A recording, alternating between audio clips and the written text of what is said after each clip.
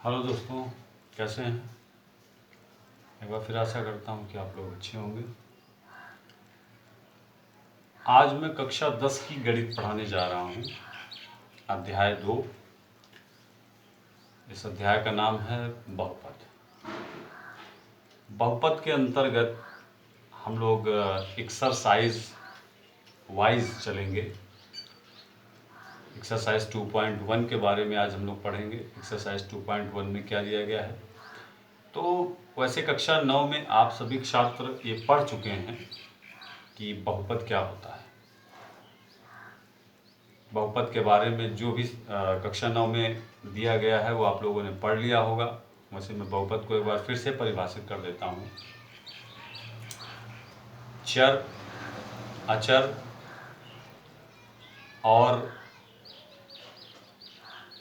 चर के गुणांक जो कि ऋणेतर चर हो, चर के गुणांक जो कि ऋणेतर चर हों, इनके जोड़, घटाने और गुणे से जो बनने वाला व्यंजक होता है उसे हम लोग बहुपद कहते हैं। इसका मतलब साफ है कि एक बहुपद में आपकी इतनी चीज़ें हो सकती हैं। संख्या हो सकती है, एक चर होगा जो कि जिसकी घात ऋणात्मक नहीं होगी, और प्लस माइनस इन साइंस के साथ, यानी धन और ऋण के साथ से जोड़ घटा करके इस प्रकार से जो एक सिस्टम, एक समायोजन, ऐसी एक युक्ति या व्यंजक जो बनता है उसे बहुपद कहते हैं। फॉर एग्जाम्पल मैं एक बहुपद यहाँ पर लिख के दिखा देता हूँ। यहाँ पर जैसे लिखा हुआ है x² + 2, तो इसमें आपका x एक चर है, इसकी घात 2 है जो ऋणात्मक नहीं है, और ये 2 आपका एक 2 आपकी संख्या है। ये दोनों आपस में योग में लिखे हुए हैं। इसी प्रकार मैं आपको और कई उदाहरण दे सकता हूँ।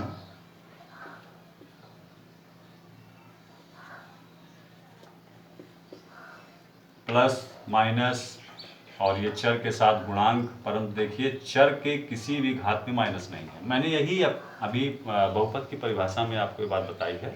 ऋणेतर मतलब जिसमें घात ऋणात्मक ना हो, तो इस प्रकार के व्यंजक को बहुपद कहते हैं। वैसे इसके विषय में बहुत ही विस्तृत रूप से कक्षा 9 में समझाया गया है, तो आशा करता हूँ आप लोगों ने उसे पढ़ा होगा, लेकिन बेसिक रूप से मैं जो बता सकता था मैं वो बता दे रहा हूँ यहाँ पर। और अब आगे चलते हैं कि बहुपद वास्तव में इसके साथ में हम लोग कौन कौन सी और नई चीज़ें पढ़ सकते हैं बहुपद से जुड़ी हुई। बहुपद कई प्रकार के हो सकते हैं, लेकिन बेसिकली हम लोग यहाँ पर जो पढ़ने जा रहे हैं, जैसे फर्स्ट होता है रैखिक बहुपद। इसके बारे में थोड़ा सा कक्षा 9 में बताया गया है, रैखिक बहुपद। तो रैखिक बहुपद के बारे में मैं आपको बता दूं, ऐसा बहुपद को अंग्रेजी में पॉलिनोमियल बोलते हैं, ऐसा बहुपद जिसमें चर की अधिकतम घात 1 होती है उसे हम लोग रैखिक बहुपद कहते हैं। एग्जाम्पल के तौर पर मैं यहाँ लिख देता हूँ, यह आपका एक रैखिक बहुपद है। रैखिक बहुपद का मतलब है इसकी घात में आपको कुछ नहीं मिलने वाला है, चर की घात में। एंड आप इसे भी रैखिक बहुपद कह सकते हैं। ये भी रैखिक बहुपद है, आप इसे ध्यान से देख लें, ये भी रैखिक बहुपद है, बस इसमें x से स्वतंत्र पद नहीं है। तो ये रैखिक का अर्थ ये हो जाता है कि x की घात जो अधिकतम होती है वो 1 होती है, मगर एक घात यहाँ पे शो नहीं करी जाती। इसके बाद आ जाता है आपका द्विघात बहुपद। द्विघात बहुपद, क्वाड्रेटिक इक्वेशन, क्वाड्रेटिक पॉलिनोमियल। द्विघात बहुपद का अर्थ ये होता है कि x की अधिकतम घात 2 होनी चाहिए। इसका ये मतलब नहीं है कि x की घात 1 नहीं हो, x की घात 1 उसमें हो सकती है, लेकिन अधिकतम घात यानी उसमें x की घात 2 का होना बहुत जरूरी है, और x की घात 3 नहीं होना चाहिए। अगर x की घात 3 आ जाएगा तो वो द्विघात नहीं रहेगा, वो त्रिघात हो जाएगा। क्योंकि अधिकतम जो बड़ी घात होती है हम उसके आधार पर बहुपद का नामकरण करते हैं। एग्जाम्पल के तौर पर आप यहाँ ले सकते हैं x² + 5x + 2 एंड x² + 8 और ओनली एक्स स्क्वायर भी हो सकता है। इसके साथ आप कोई डिजिट भी ले सकते हैं, यानी एक्स स्क्वायर इज मस्ट। ये आपका द्विघात बहुपद है। इसी प्रकार आपका त्रिघात बहुपद भी होता है, मगर इसका यहाँ कोई खास अभी इस एक्सरसाइज में एडवांटेज नहीं है, फिर भी मैं लिख देता हूँ। त्रिघात बहुपद में जैसे एक्स क्यूब, एक्स की घात 3 मतलब, और 3x स्क्वायर प्लस 5x और प्लस 7। जरूरी नहीं है कि ये बीच के पद हों इसमें, बस हमें maximum power x to power 3 मिलनी चाहिए। एक्स क्यूब प्लस 7 भी हो सकता है, 5x क्यूब ये भी हो सकता है ओनली, इसके साथ कोई संख्या भी हो सकती है, प्लस 5x स्क्वायर ये भी हो सकता है। यहाँ पर 5 ना हो तब भी काम चले। दैट मीन्स टू से त्रिघात का मतलब बड़ी से बड़ी जो घात आपको उसमें दिखाई दे वो आपकी 3 होनी चाहिए, उससे बड़ी नहीं होनी चाहिए। और अगर घात 3 नहीं दिखाई पड़ रही है तो वो त्रिघात बहुपद ही नहीं होगा। फिर वो आपका घात 2 है तो द्विघात बहुपद है, और 1 घात है तो आपका रैखिक बहुपद होगा। ऑब्वियसली अब हम लोग जानेंगे बहुपद के शून्यक। जो मुख्य हमारा इस एक्सरसाइज में टॉपिक है वो बहुपद के शून्यक।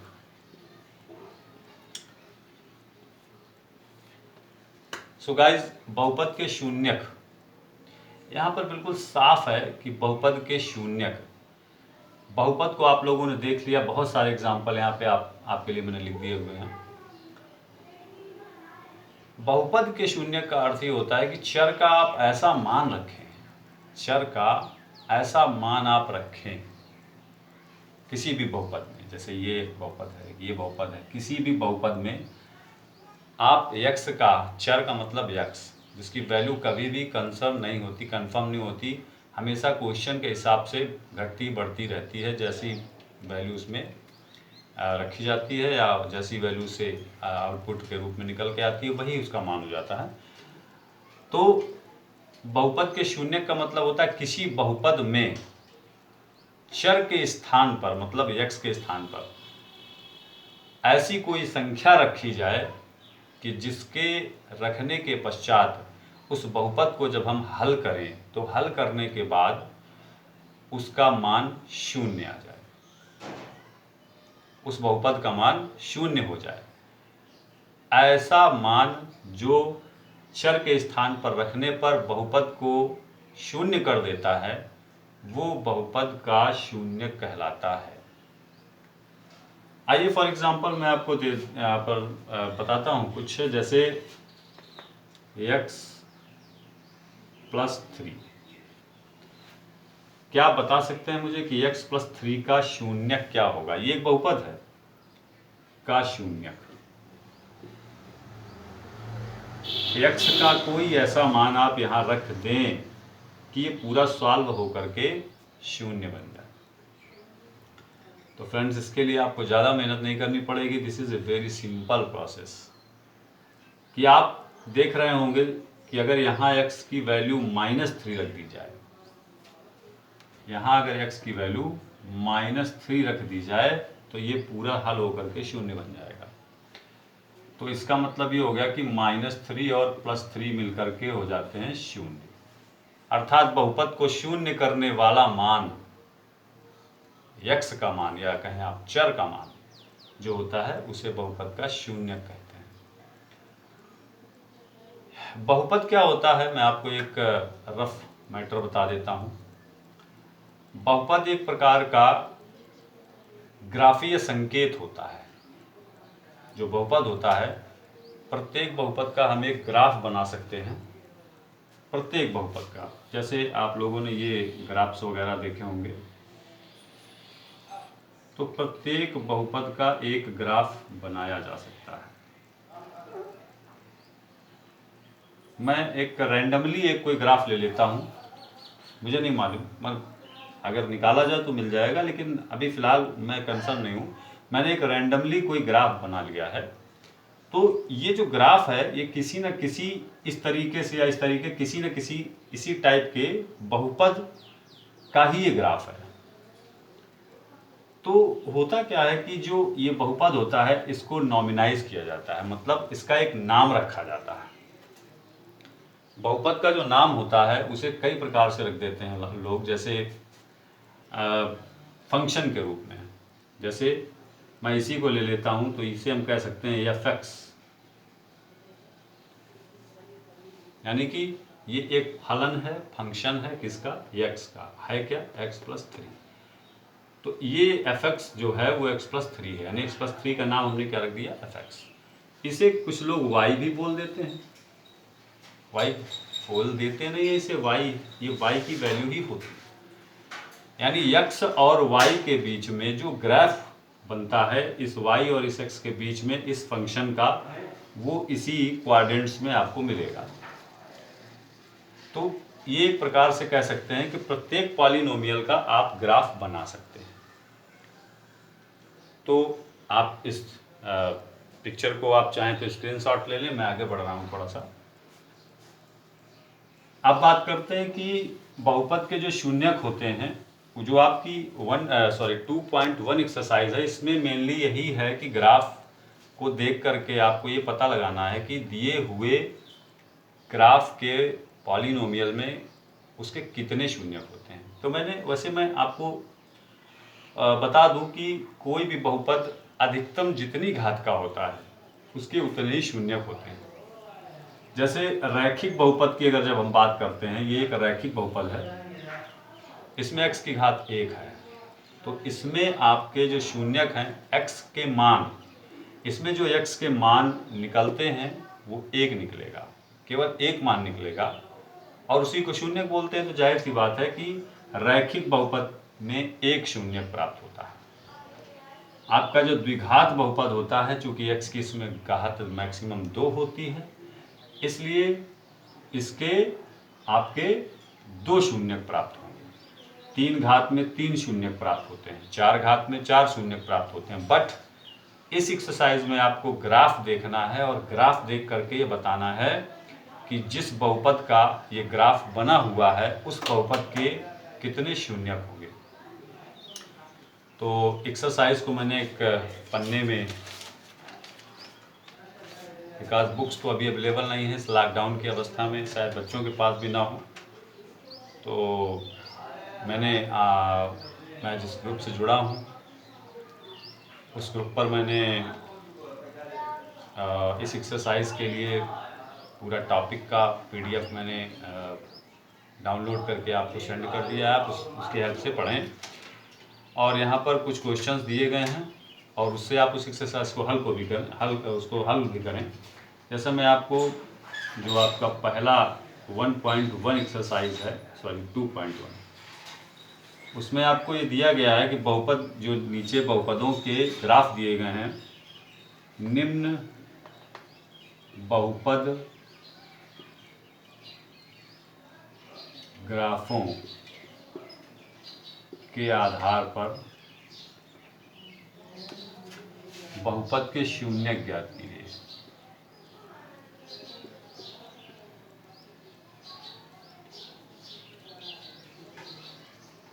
बहुपद के शून्यक ज्ञात कीजिए, आइए जानते हैं। जैसे 2.1 में जो पहला आपका ग्राफ बना हुआ है वो इस तरीके से है।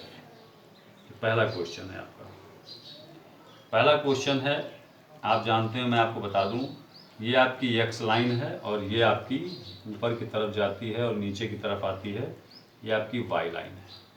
इधर जाएगी तो ये +x लाइन है, इधर जाएगी तो ये -x लाइन है, और ये इधर +y है और नीचे -y लाइन है। इसमें आपको एक सीधी रेखा ऐसे करके दी गई होगी। वो कहता है कि ये जिस भी पॉलिनोमियल का ग्राफ है, जिस भी बहुपद का ग्राफ है, उसके शून्य ज्ञात कीजिए। तो मैं आपको एक रॉ मटेरियल बता दे रहा हूं कि जो बहुपद का ग्राफ x लाइन को जितनी जगह पर स्पर्श करता है या क्रॉस करता है, अर्थात काटता है, ग्राफ हमारा x लाइन को जितनी जगह टच करे या काटे, उस बहुपद के उतने ही शून्यक हो जाते हैं, उतने ही शून्यक होते हैं, यही उसका उत्तर होता है। तो हम देखते हैं कि ये ग्राफ है हमारा, ये एक लाइन जो है ये हमारी ग्राफ है। आप देख सकते हैं कि ये इस एक्स लाइन को कहीं पर भी ना तो टच कर रही है और ना ही काट रही है। तो दिए गए बहुपद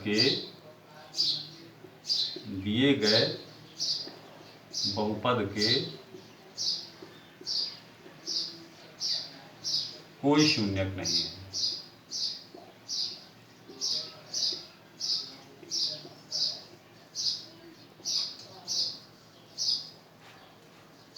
इसके कोई शून्यक नहीं, अर्थात शून्यक इसका नहीं मिलेगा। अब आप बात करते हैं अगले क्वेश्चन की, इसको भी आप ध्यान से देख लीजिए। अगला क्वेश्चन है आपका, जैसे दूसरा ग्राफ एक बना हुआ है इस तरीके से कुछ, बहुत एक्यूरेट तो मैं नहीं बना पाया हूँ, लेकिन कोशिश करी है जितना बना पाऊँ। इस तरीके का ग्राफ बना आपका दूसरा क्वेश्चन जो बना हुआ है, उसमें आपको लाइनें सी दिखाई पड़ रही होंगी, वो आपके ग्राफ की लाइन होती हैं। तो ग्राफ पेपर अभी इस समय अवेलेबल नहीं होगा, आप उसको नॉर्मल कॉपी में बना सकते हैं, कोई दिक्कत नहीं है। ये देखिए आपका एक्स पर एक जगह कट कर रहा है, इसके कितने शून्यक होंगे ये आपको अगर ज्ञात करना है तो सिर्फ इतना बता देना है कि ये एक जगह, चूंकि ग्राफ एक्स लाइन को एक स्थान पर प्रतिच्छेद करता है,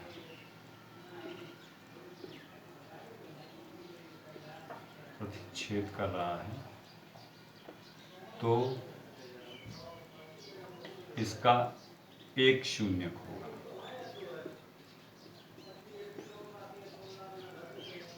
अब फ्रेंड्स है क्या कि ना तो मेरे पास बुक अवेलेबल है, जो मैटर है मोबाइल में, मैंने जो आप लोगों की ई बुक डाउनलोड करी है वो मोबाइल में है, मोबाइल इस समय वर्किंग पर है। शायद उस शून्यक की वैल्यू भी उसमें शो करी हो, तो आप उसमें जो लाइनें बनी होंगी कुछ इस तरीके से, ऐसे ऐसे ऐसे लाइनें बनी होंगी, अगर उसकी वैल्यू भी आपको निकालने की बोले तो आप यहाँ से काउंट कर लें, जो आपकी बोल्ड लाइनें हैं, मोटी लाइनें हैं, उनको आप गिन लें ऐसे करके, 1 2 3 4 5, यानी एक शून्यक है। शून्यक की संख्याएं तो एक शून्यक है, लेकिन वो शून्यक है कितना, x बराबर 5। अगर इस तरीके से वो आपको मान भी पूछता है कि कितने शून्यक हैं और वो कौन कौन से हैं, तो आप उन लाइनों को पढ़ करके आप बता सकते हो। वैसे मेरे हिसाब से इस एक्सरसाइज में ये नहीं बताना है, केवल ये बताना है कि इसके कितने शून्यक हैं। तो ये एक्स लाइन को एक जगह काट रही है, ये ग्राफ आपको एक्स लाइन पर एक जगह काटता हुआ दिखाई पड़ रहा है, इसलिए केवल इसका एक शून्यक होगा।